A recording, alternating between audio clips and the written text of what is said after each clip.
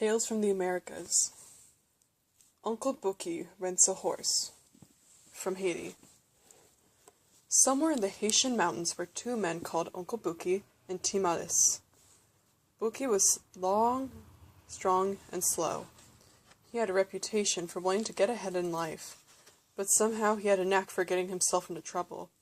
As for Timalis, his name meant mischief. He was small, lazy, and sharp-witted. He had a reputation for getting along in life the easy way, tricking other people. Most people avoided him, but Bouki admired Timalis's talent for trickery. As a result, he was always in difficulty. There was that time that Uncle Bouki wanted to rent a horse to take his crops down to the city. It all started when he went to his friend Musa to borrow his burro.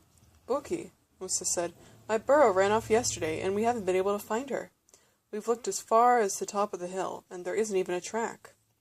"Why," Bouki said, "what about my yams? How am I going to get them to market?" "Why don't you borrow a horse from Mr. Toussaint?" Musa suggested. "Toussaint? That stingy old man? He'll charge me rent. He'll charge me for even talking to him." Bouki frowned and sulked and pushed out his lips, but finally he went to Toussaint's place to rent a horse.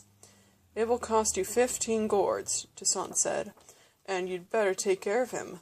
Don't try to make him carry as much as you put on your own head either. This is a good horse." "Well, I've only 5 gourds right now," Bouki said. "I'll take it," Toussaint said, snatching the money away. "You can give me 10 more tomorrow when you come for the horse." All the way home, Bouki mumbled and grumbled, but he had to have a horse. That was all there was to it. In the morning, when he got up to prepare for market, he stuck his head out the door and saw Musa riding toward the house on his burro. "Here's the burro, Bouki," Musa called out. "She came home in the middle of the night. I saw her rolling in the coffee plains to scratch her back."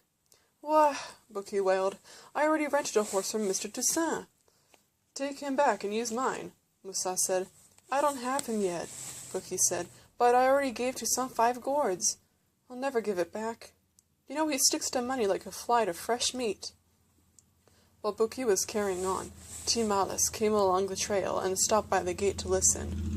"Take me along," he said to Bouki. "I'll get you your money back from Toussaint." Bouki's face broke into happy little wrinkles. "What a wonderful idea," he said. "You could get money out of a coconut." So Uncle Bouki and Timalis went together to Toussaint's house. "We've come for the horse," Malice said to Toussaint, "and he better be fed, too." "There he is under the mango tree," Toussaint said. "But first give me the 10 gourds." "Just a moment," Malice said.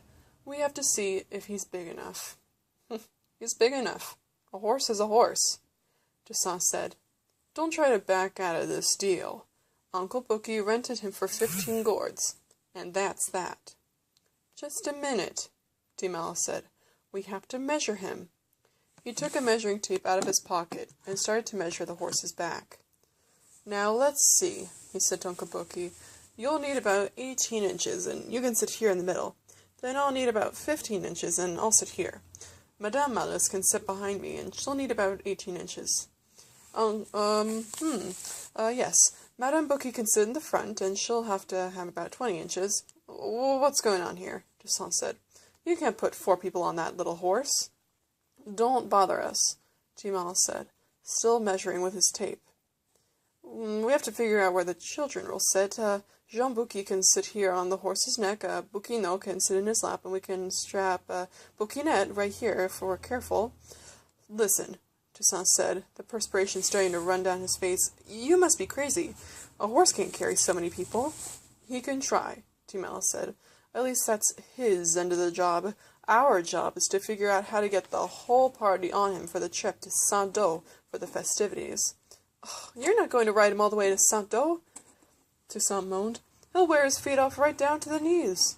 "We can put my children here," Malice said, measuring behind the horse's ears, "but they'll have to push together pretty tight." "You're absolutely crazy," Toussaint said. "You can't have the horse at all." "Hey, a bargain's a bargain," Malice said. "You rented him to us, and now we're going to use him. Uncle Bouki, where will I put the baby?" "Baby?" Uncle Bouki said. He closed his mouth and licked his dry lips. He looked at Malice in bewilderment. Here, we'll put the baby right here," Malice said. And as for the 2 pigs and the goats, we can put them in the saddlebags. Toussaint wiped the sweat from his bald head. Pigs and goats? He said. Are you trying to kill my horse? Look, the deal is off. This animal is not a steamship.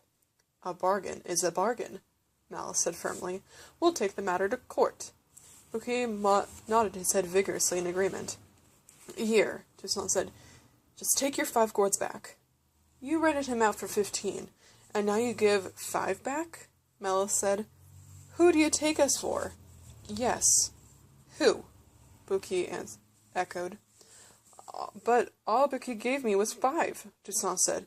You admit you rented him for 15, don't you? Malice said. If you don't give us 15 back, we'll take you to court for not keeping your part of the contract. Where will we put my grandmother? Bouki asked suddenly, looking at the horse. Here, Toussaint panted, shoving 15 gourds into Malice's hands. And get away from that horse! He jumped on its back and rode away at a wild gallop. Bouki and Malice began to laugh. They laughed and laughed until their stomachs hurt and tears ran down their faces.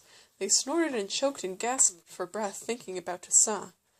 Finally, when they were too weak to laugh any more, they walked down the hill to Bouki's house. Madame Bouki served them coffee, and all the while they were drinking, they were snorting and sputtering. Ha ha ha! Oh, Bouki wailed. I've never seen anything so funny in my life.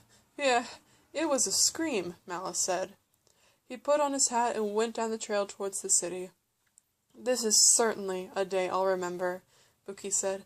I gave him 5, and he gave 15 back. The stingiest man in Haiti. He put his hand in his pocket. Slowly the happy look went out of his face. He tried another pocket. He began to scowl. What's the matter, dear? Madame Bouki said. Bouki said, "Whoa," faintly. He kept going through his pockets with his hands. Then suddenly he let out a roar. Where's that thief Malice? He didn't give me the 15 gourds. He bounded to the trail and looked up and down, but there was no sign of Malice. Bouki's roaring died down into a feeble whimper. He came back to the house and sat down. Yes, it's certainly a day to remember, Madame Bouki said. Uncle Bouki was silent a long time. I don't think we could have done it, he said at last. Done what, dear? Madame Bouki said. Put my grandmother on the horse.